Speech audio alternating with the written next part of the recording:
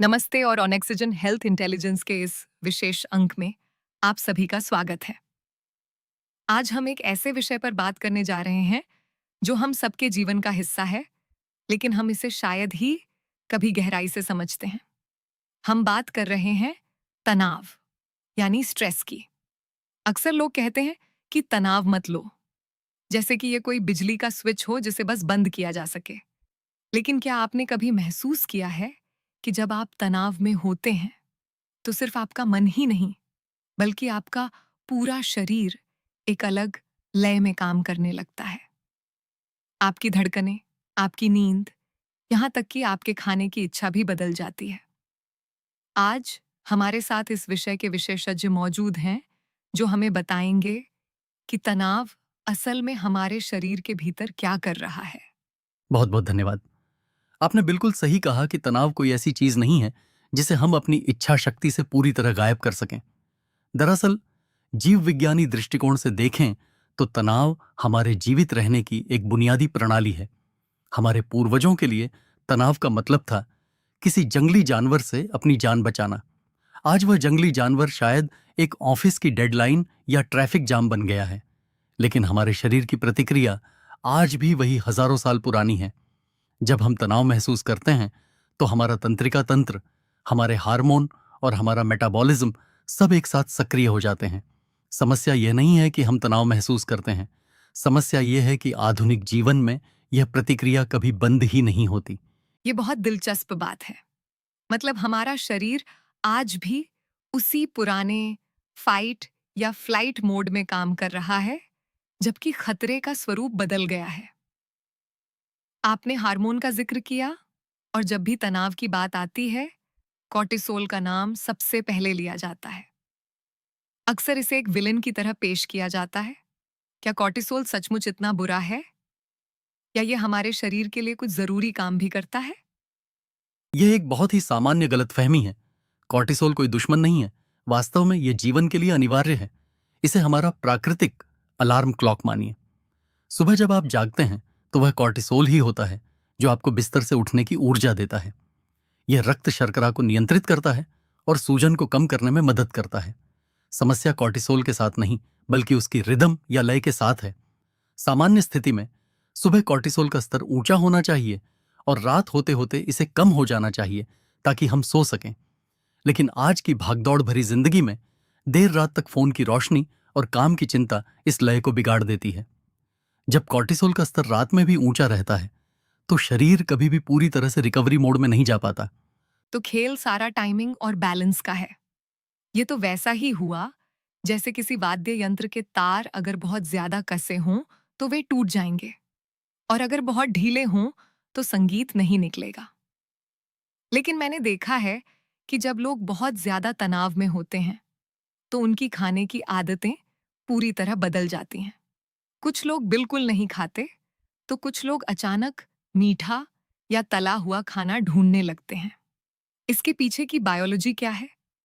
क्या ये सिर्फ मन का वहम है, या शरीर सच में कुछ मांग रहा होता है?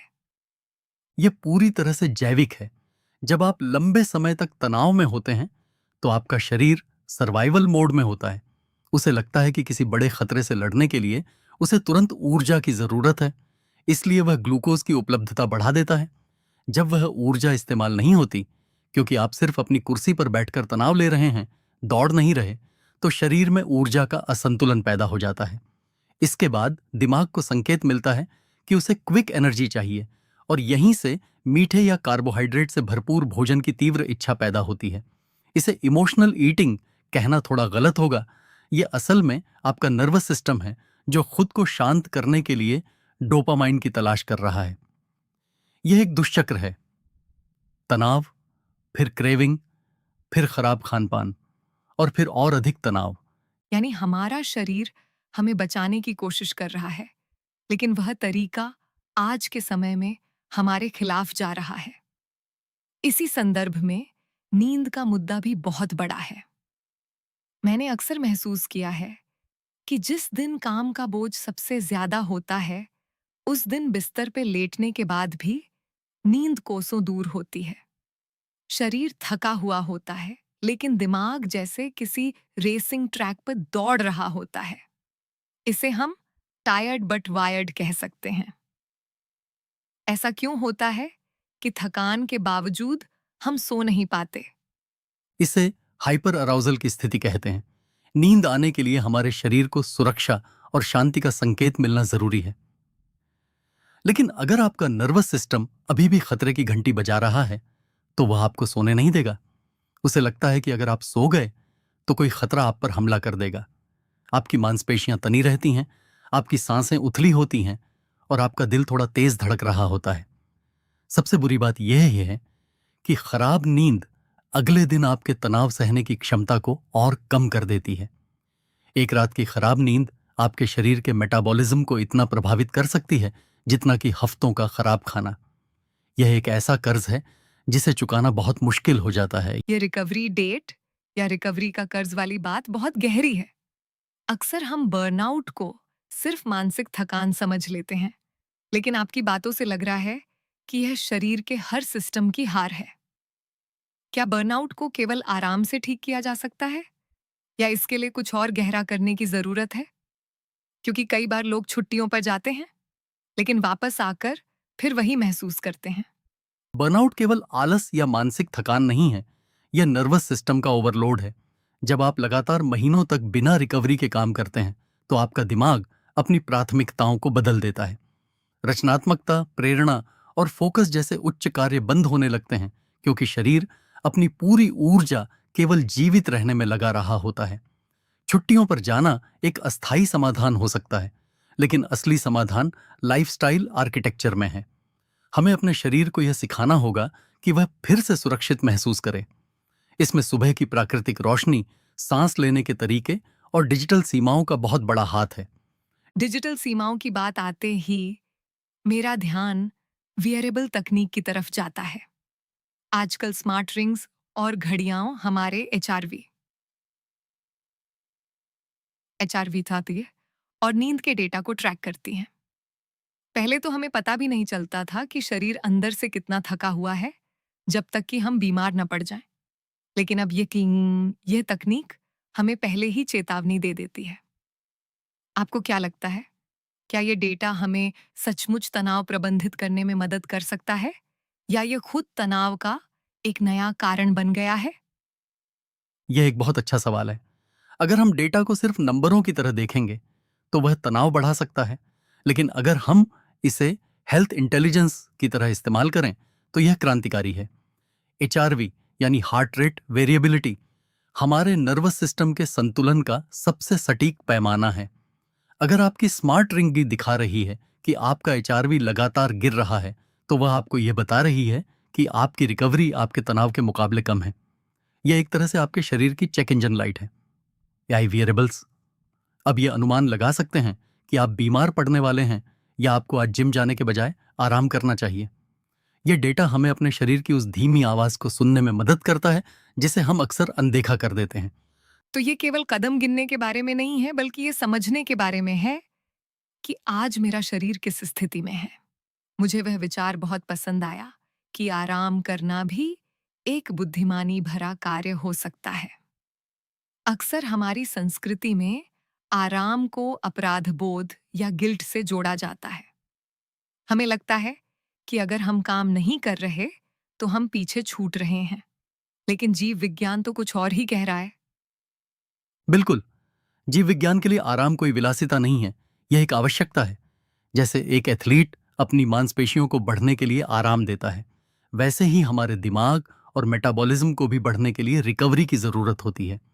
तनाव के दौरान हमारी रोग प्रतिरोधक क्षमता यानी इम्यूनिटी भी कमजोर हो जाती है। शरीर अपनी ऊर्जा को संक्रमण से लड़ने के बजाय तनाव प्रतिक्रिया में खर्च करने लगता है। इसलिए जो लोग हमेशा तनाव में रहते हैं, वे अक्सर जल्दी बीमार पड़ते हैं। हमें यह समझना होगा कि पुश करना हमेशा समाधान नहीं होता। कभी कभी रीसेट करना ही सबसे बड़ी प्रगति होती है। बहुत सही। अब अगर हम समाधान की बात करें, तो एक आम इंसान अपने रोजमर्रा के जीवन में क्या छोटे बदलाव कर सकता है? आपने सुबह की रोशनी और गहरी सांस लेने का जिक्र किया।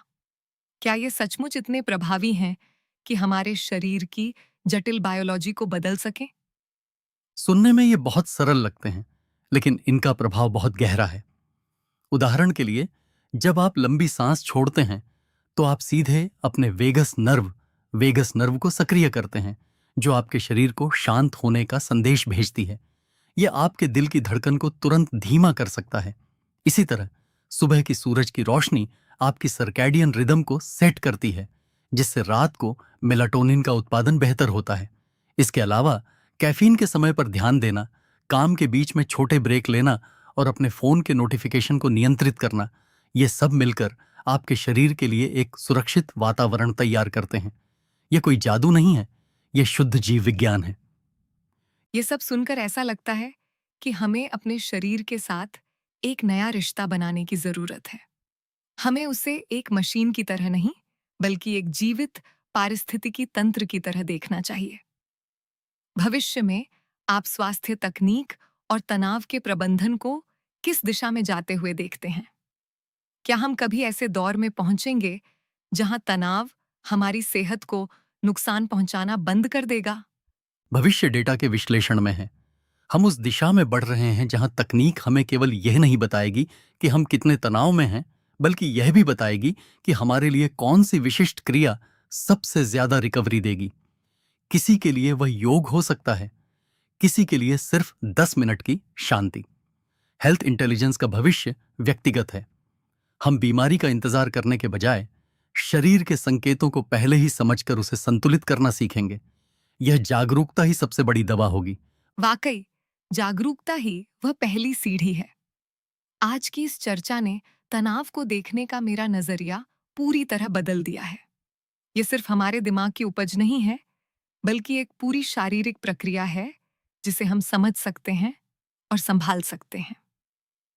दोस्तों, आज के इस एपिसोड से जो सबसे बड़ी सीख मुझे मिली है, वह यह है कि अपने शरीर की बात सुनना कमजोरी नहीं, बल्कि सबसे बड़ी बुद्धिमानी है। बिल्कुल सही।